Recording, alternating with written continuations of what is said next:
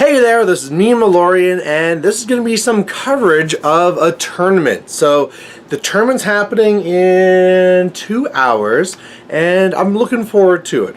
For those who don't know, who haven't been maybe, listening to my Facebook page where I've been talking about this, lately I've been on a little bit of just a kind of relaxing thing this year, where so far in 2019, I've been playing it easy, I've been just enjoying myself. I think I got a little bit burnt out at the end of 2018, and I just wanted to relax. I just want to have some fun. We're going to get that jank out there again. So that's what I was doing. And then I'm going to have another video talking about this, about how there's like a continuous cycle and flow between jank and competitive for me.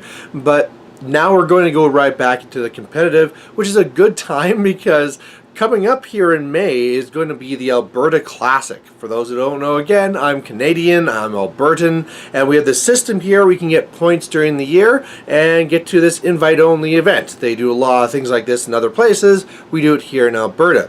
So today is going to be the last steamroller to get points for that event, for the Alberta War Machine Invitational at the Alberta Classic. And at this point, I'm already a guaranteed thing. I have enough points that if I just dropped from this tournament, didn't go, I'm guaranteed to go. There's no way I'm not going. So I don't need to have good results, but at the same time, the better I do and the more points I get, the better I am for that placing. I'd be doing, like first versus 16th as opposed to blah, blah, blah. I'm not in first. I'm more like, I can't remember what I am. I think I'm like 7th right now. I don't know. But the big thing there as well is just making sure I'm getting myself back in the habit of competitive play before we actually get to this invitational. That probably really, really helped. So, looking at the field and what we're going to be having here, there's a lot of Grimkin. That's going to be the number one thing when I looked at it, that we're like a third of the people are all going to be Grimkin. And then of course there's some other things. There's actually not much Scorn, but there'll also be some Circle, some Legion, some Signar, blah blah blah blah blah, some Cricks, some Retribution. So trying to plan around these things, the biggest thing is that for Grimkin right now, I don't feel super happy of where my mercenaries are at. People like Chris Dancocks are there, very strong players, and my list before was super, super close. Sometimes I'd win, sometimes they'd win, but the one that was like the slam dunk winner against most Grimkin lists was my Magnus 2 with all the Nomads. Well, now Nomads are more expensive, and I'm down to solo, not feeling so great. So the first list that I made to try and deal with this threat is I did a Sloan list. So it's actually in Gravediggers. So what the list is Sloan running 8 Hunters, pew, pew, pew, pew, pew. And then after that, I actually have to get my Trencher stuff, a min unit of the just Trencher infantry, so I got a little bit of a cloud wall, and I also have 2 units of the express teams, so a little bit more pew pew, adds in some knockdown, adds some pushback, adds some Grievous, really good to have. From that I can get a free Gibbs, good stuff, and then I have a little bit of points left, so I'm able to throw in Anastasia. So as you can really see there, a lot of pew pew pew. I get +2 to go first, so that should be pretty much guaranteed a lot of the time. Yeah, I really feel that what that has then is I can see through stealth, I can see through clouds, I can just shoot down those heavies before I have to deal with them. I can control when they come into me because of my cloud wall. I have Sloan, who can usually shoot down those swarms pretty good, so it should be a very powerful list for that.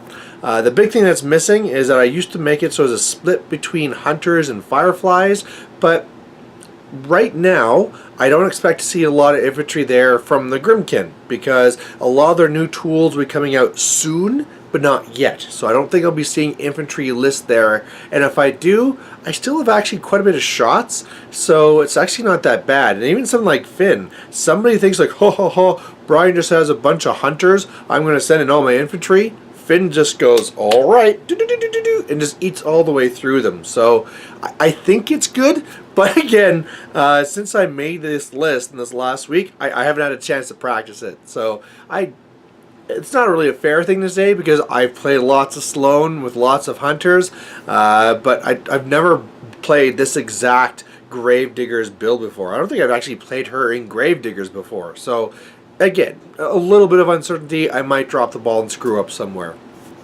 Second list, what I'm running is, of course, if I'm going all pew pew pew pew, I need something that can stand there and fight. And I tried really thinking about what I'd like to run for that. There's a lot of ones that run lots of heavies very well. I've been doing well with Darius lately, but the one I think I really want to go with, especially because I'm already going to be playing them in the other list, is a Grave Diggers Haley 3 list. Now that's like, oh great, that's what everybody does. No, it's not what everybody does, because the way that this list is set up, is Haley 3 in Grave Diggers running 4 ironclads. I also have a junior running 2 more ironclads, so lots of punch to the face, lots of heavy hitting. I also have Ragman in there to make them effectively POW 20s, so they're really doing some really good work. And then the whole Gravedigger thing in the front, I have my Min Trenchers. I also have 2 Min Trench Busters, and then of course that gets me a free Fin again.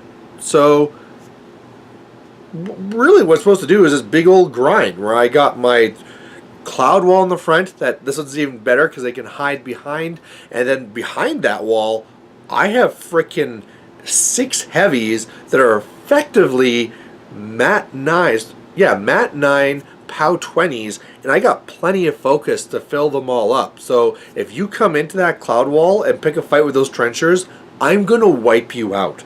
So again, that'll be when I need it. I think I'm gonna lean heaviest onto the Sloan list, but we'll see how that goes. I mean, the real things where I'd be dropping that Sloan into is, let's say if the Crix player drops all the Slayers, or not drops, if I see it in the list, I'm going to have to go that way, unless I want to try a desperate assassination play. But that's going to be the main thing for that.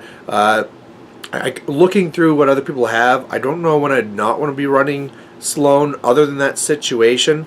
Maybe if one of the rep players are running a Virus 2, all the jacks, we'll have to see. But if nothing else, it's a really good list to have because it makes the Sloan list better, because people see that, all the heavies, they want to take their heavy hitters to destroy my heavies, and then that's exactly what my hunters want to shoot. So that works out really well.